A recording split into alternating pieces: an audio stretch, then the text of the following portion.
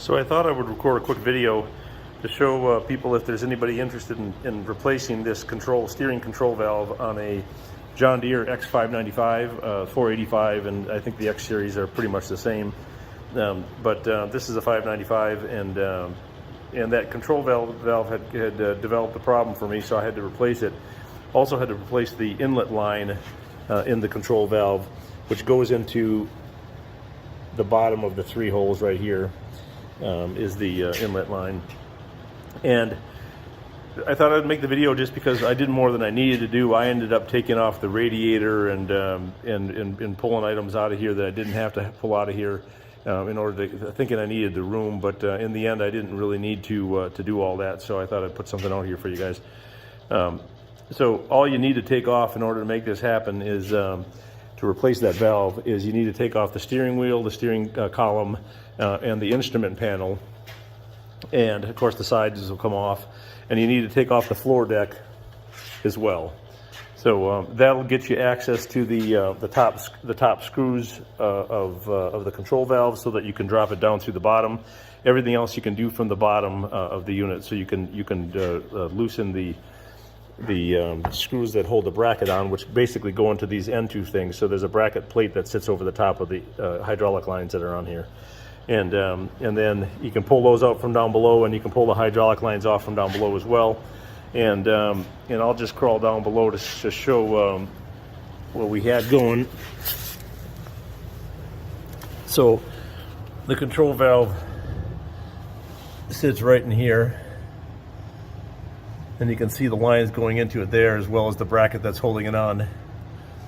That bracket is a 6mm. You need about a 3-inch 6mm socket is helpful, and then also like a 6-inch 6mm socket as well. And with those two tools, you can get those screws out on the top and the bottom of that item, and you pull them out from this angle on this side. So you can just kind of weave them up in there and pull them out. Now, before you do that, you'll need to pull off the drive shaft, which is connected here. It runs up front. I've also got the secondary shaft here, that just the front PTO, that comes off real easy. Pop that off. And the cross members down here need to come off as well. So these items have to come off the unit. That's a little tricky putting it back together, so you got to make sure you put that cross member back on before you put the drive shaft on. That was the mistake that I made. I had to take the drive shaft back off again, and take pictures of it so that you know you got it in there in the right direction, and just knowing where, kind of what bolts, maybe even mark the bolt patterns on the outside where they connect might be helpful as well, because getting that back in and getting it right, it's a little bit tricky. Not a big deal. It's easy to do. I'm not a mechanic, and I was able to get it done. I should say, with the help of my brother-in-law, who kind of is a mechanic. But I thought it would be useful because we did quite a bit more work than we needed to do in order to get this thing freed up. I also replaced that line, that feeder line up above that connects in the back, and it ends up being connecting to the hole I showed you earlier on the control valve. And it can go on last, so it wraps around everything else. So it's this line here, but it goes around all the other lines in order to get in there, so you can actually pull that out independently.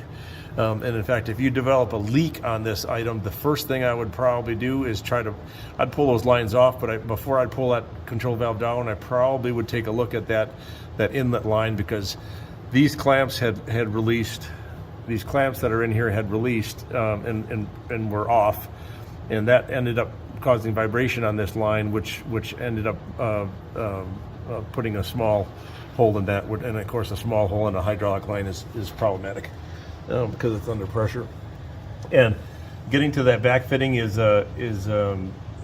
super simple once you pull the back deck off. So take the seat off the top, and then the deck comes off real easy. There are some videos out there to show you how to do that.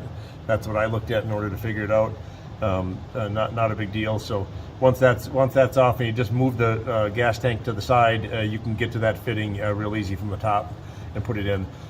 There are 2 different size O-rings that you should replace as well while you're doing it on both ends of that line, and they're different. Make sure you got the smaller one in the back there, because that's the one that goes back there. I actually made the mistake of putting the smaller one on the end of the other one, and I had to drop it back out of there again in order to switch them, because it's Sunday and the place isn't open, so I couldn't get a new one. But a smaller O-ring goes in the back. The bigger one goes on the connector that's on this side, and that will work.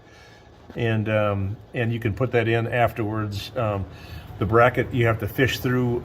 You can fish it up in there and turn it sideways while the lines are in the holes that they go into, and they don't have to be pressed all the way in. They just have to be kind of started in the holes, and then you can turn that bracket into position with the help of a bar, and start those 6mm screws on the sides and get those tightened up, and that will fix the problem.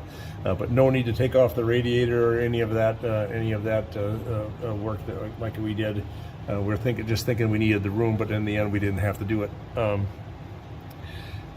It was a big job, and certainly a two-person job, but it's one of those items that it's easy to do once you do it once. So I thought I would give you a little video, maybe save you a little time doing it. We probably got about 8 hours in it, the two of us, but it won't take that long if you're not doing things you don't have to do, I guess. All right, well, good luck with your project. Hope this helps.